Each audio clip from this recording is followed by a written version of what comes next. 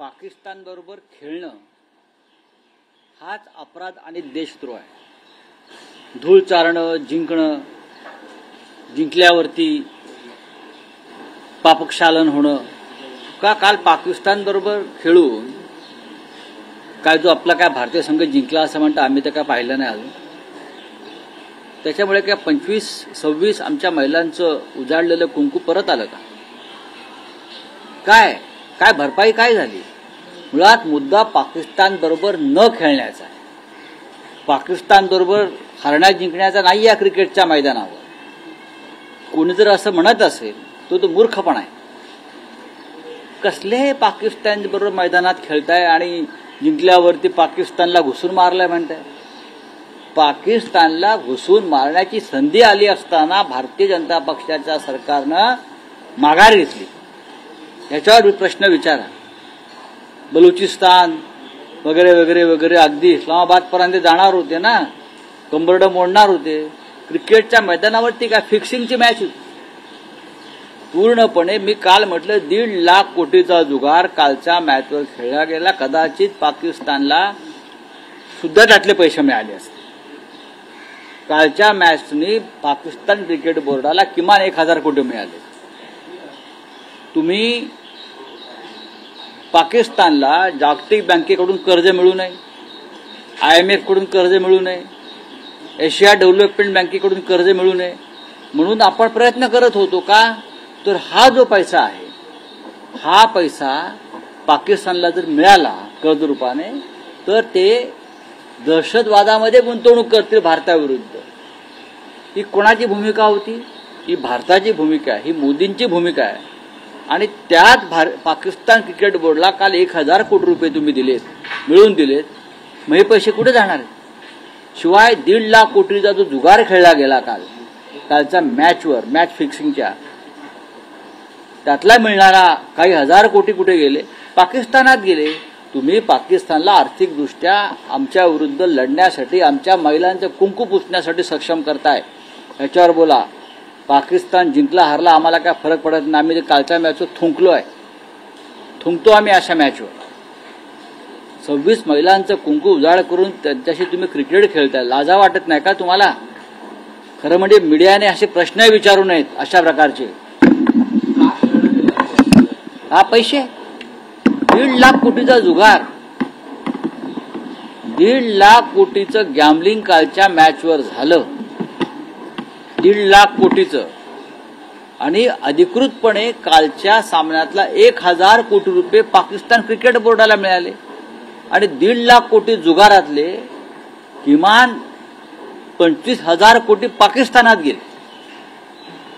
हा पैसा कोणासाठी वापरला जाणार? तर आमच्या विरुद्ध वापरला जाणार। हे काय सरकारला कळत नाही? हे काय गृहमंत्री अमित शहाना कळत नाही? हे काय जय शहाना कळत नाही? हे भारतीय क्रिकेट बोर्डाला कळत नाही? सुनील गावस्कर यांनी काल सांगितलं। गावस्कर काय म्हणाले काल? सुनील गावस्कर काल म्हणाले की भारतीय क्रिकेट संघाची खेळण्याची इच्छा नसली तरी सरकारने खेळायला भाग पाडलं, सरकारने परवानगी दिली। सरकारने जर हा सामना खेळायला परवानगी दिली नसती तर भारतीय क्रिकेट संघ खेळला नसता। हे सुनील गावस्कर सारखा एक टोलेजंग क्रिकेटपटू सांगतोय, हे लक्षात घ्या। काल नाणेफेकीनंतरही भारतीय संघाचा कर्णधार सूर्यकुमार असेल किंवा भारतीय खेळाडू असतील यांनी पाकिस्तानी संघाशी हस्तांदोलन करणं टाळलं। सोडून द्यावं ही ढोंग नाटकं, याला नाटकं म्हणतात, ही ढोंग म्हणतात। हे मोदींचं सगळं जे व्यूहरचना असते त्याचा तो भाग असतो। मोदी गेले तिथे चीनमध्ये आणि पाकिस्तानच्या प्रधानमंत्र्याकडे पाहिलेही नाही, बाजूला उभे होते ते, पाहिले नाही पण होते ना तुमच्या बरोबर, तुमच्या रांगेत। हस्तांदोलन केले नाही तो पण ते होते तुमच्या बरोबर। तेही चीनच्या प्राईम मिनिस्टरला भेटले, तुम्ही भेटला। तसंच आहे ते, खेळलात ना मैदानावर त्यांच्या बरोबर। हा शेक हँड केलं नाही हे सांगताय कोणाला तुम्ही? आम्हाला सांगताय? आम्ही का मूर्ख आहोत तिकडे? या देशाची जनता, भारतीय नागरिक, थोडं जरी राष्ट्रवादाचं रक्त कोणाच्या लोक फासावर गेले देशासाठी, लोक शहीद झाले पहलगावमध्ये, पुलवामामध्ये। आणि तुम्ही एका मॅचवर क्रिकेटपटू बहिष्कार टाकू शकत नाही पैशासाठी. भगतसिंग राजगुरूचं नावं घेता ना तुम्ही. अशफाकुल्ला खान वगैरे जे फासावर गेले देशासाठी, आणि तुम्ही फक्त शेक हँड केल्या नाही. याचं काय कौतुक आहे या भाजपच्या लोकांना. बघा बघा, त्यांनी शेक हँड केला नाही, शेक हँड केला नाही. हा काय उत्तर झालं का पेलगावच्या शहीदांचं कुंकू पुसलं महिलांचं, त्यासाठी हा नाचक्की केली काल देशाची. राऊत साहेब, या सामन्यावरून तुम्ही भाजप, शिंदे शिवसेना यावर मी कोणावरही टीका टिप्पणी करत नाही. अरे सोडून द्याव, हे आहेच. बघा असं आहे की शिंदे असं विचार बाळासाहेब, ते कोण विचारणार. बाळासाहेब ठाकरेंचा फोटो लावणं बंद करा. एकनाथ शिंदे विचारतायत म्हणून तिथे काही घडत नाहीये. बाळासाहेब ठाकरेंनी भारत पाकिस्तानच्या सामन्याला विरोध केलाय. दहशतवाद आणि सामना एकत्र होणार नाही बाळासाहेब ठाकरेंचं म्हणणं आहे. तुम्ही आम्हाला का प्रश्न विचारताय. एकनाथ शिंदे आम्हाला प्रश्न विचारणार.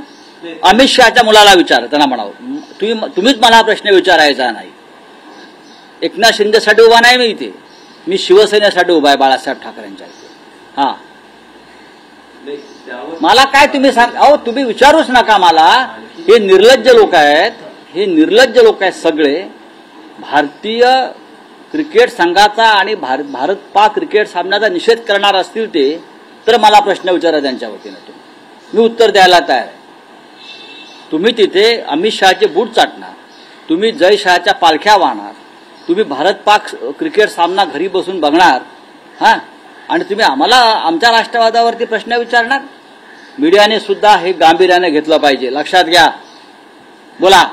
रावसाहेब, आणखी एक राज्यातला विषय आहे की जे एकूण जातीपातीचं राजकारण सुरू आहे त्यावर शरद पवार असं म्हणतात की राज्यातली सामाजिक ऐक्याची वीळ उसवली जाते, चिंता व्यक्त केली आहे. तर दुसरीकडे देवेंद्र फडणवीस जे राज्याचे मुख्यमंत्री आहेत ते म्हणतात शरद पवारांचं हे विधान म्हणजे एक्स ला वाय ला एक्स सारखं असं. मग मोदी काय करतायत, अमित शहा काय करतायत.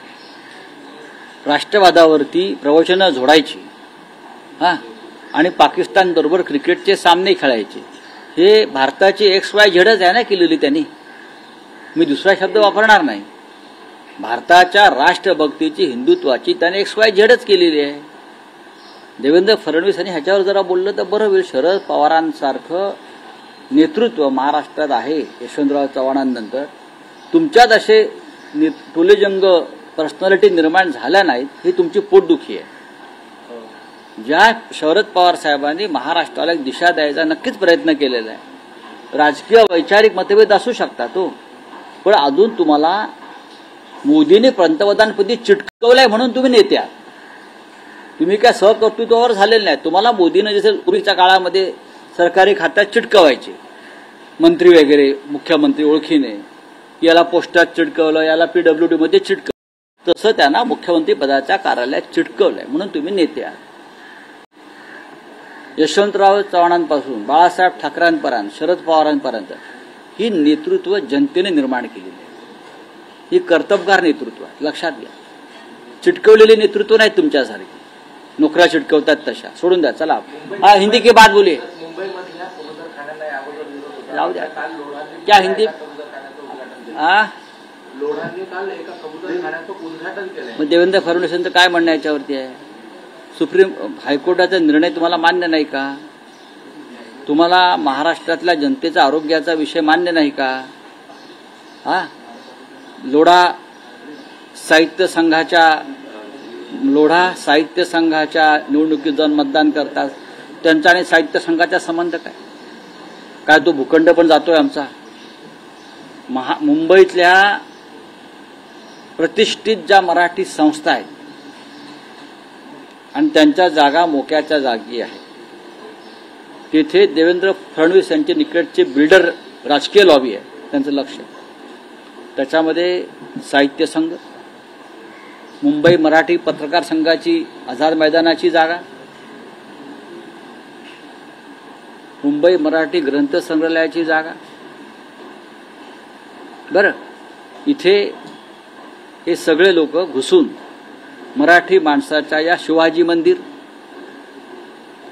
मंदिर या सगळ्या जागांवरती अशा पद्धतीनं हळूहळू गोगलगाईच्या पायानं कब्जा करून लोकशाहीचं नाव घेऊन हे कधी झाले मतदार साहित्य संघाचे? कसलं पॅनल? कोण आहे ते? कोणती लॉबी? भालेरावांच्या नावानं ज्यांनी साहित्य संघ स्थापन केला त्यांच्या नावानं एक पॅनल डुप्लिकेट उभं करून बोगस मतदार निर्माण करून साहित्य संघाची जागा तुम्ही ताब्यात घेताय. मराठी माणसाच्या अस्मितेची जागा आहे. पत्रकार संघाच्या जागेवर सुद्धा लक्ष आहे.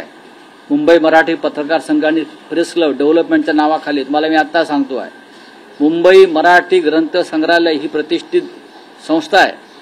दादर सार्वजनिक वाचनालयाची इमारत, या सगळ्या जागांवर हे जे फडणवीस यांच्या भोवती जे कोंडाळा आहे बिल्डरांचं अमराठी, त्यांचं लक्ष आहे.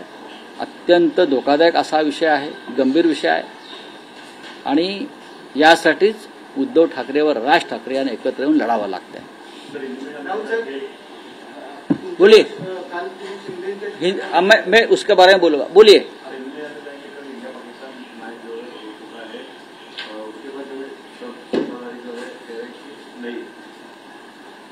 कल इंडिया पाकिस्तान जो मैच हुआ उसका विरोध यहाँ पर जमकर शिवसेना ने किया, पर ये मैच हुआ इंडिया जीते. मैच हुआ, ये सरकार की निर्लज्जता है. अगर मैच हुआ है, चाहे दुबई में हो, चाहे अबू धाबी में हो, चाहे ट्रम्प के मैदान में हो, अगर भारत पाकिस्तान मैच खेला है तो हमारे फौज का, हमारे शहीदों का, और जिसने सिंदूर जिस महिलाओं का उजाड़ा है वो सभी महिलाओं का अपमान है. उससे मैच खेलने से क्या सिंदूर वापस आएगा? क्या होगा मुझे बताइए. कल की जो मैच हो गई भारत पाकिस्तान, उससे 1000 करोड़ रुपया पाकिस्तान क्रिकेट बोर्ड को मिला है. आपको मालूम है 1.5 लाख करोड़ का कल गैम्बलिंग हुआ है इस मैच पर. पूरी मैच फिक्स थी. ये सटोरिया थे, जो गैम्बलर्स थे, वो पूरी मैच फिक्स थी. 1.5 लाख करोड़ का कर गैम्बलिंग हुआ, उसमें से 50,000 करोड़ पाकिस्तान में गया. आप लोगों ने जो ऑपरेशन सिंदूर से पहले IMF इंडियन मॉनेटरी फंडिंग का जो एक संस्था है, वर्ल्ड बैंक है, आपने कहा था कि पाकिस्तान को किसी प्रकार से लोन मत देना. एशियन डेवलपमेंट बैंक को आपने कहा कि पाकिस्तान को लोन मत देना. क्यों? ये पैसा पाकिस्तान टेररिज्म में इन्वेस्ट करेगी, फंडिंग करेगी. तो कल जो पैसा मिला है भारत के माध्यम से, कल तो मोदी जी ने पैसा दिया उनको, अमित शाह के बेटे ने पैसा दिया पाकिस्तान को, गृहमंत्री ने पैसा दिया पाकिस्तान को. वो पैसा कहाँ जाएगा फिर? वो पैसा भी टेररिज्म में आएगा ना. तो ये निर्लज्जता है. जिस तरह से कल पाकिस्तान के साथ मैच को खिलाया गया, खेलने को, सुनील गावस्कर का मैं अभिनंदन करता हूं. कल गावस्कर जी ने कहा है कि भारत का जो भारतीय क्रिकेट टीम है, अगर उसे कहा जाता है कि आप मत खेलो तो हम नहीं खेलते. लेकिन ये भारत सरकार ने परमिशन दिया स्पेशल खेलने के लिए. ये भारत सरकार की इच्छा थी कि पाकिस्तान के साथ क्रिकेट खेले. पाकिस्तान के क्रिकेट बोर्ड को 1000 करोड़ मिले और 1.5 लाख करोड़ का जो गैम्बलिंग हो गया है उससे जो 50,000 करोड़ मिलने वाला है वो भी मिले, और पाकिस्तान का टेररिज्म मजबूत हो और हिंदुस्तान में हमला करे. हमला करने के बाद हम उसका पॉलिटिकल फायदा उठाकर चुनाव में जाएंगे. ये उनकी रणनीति है. Thank you very much.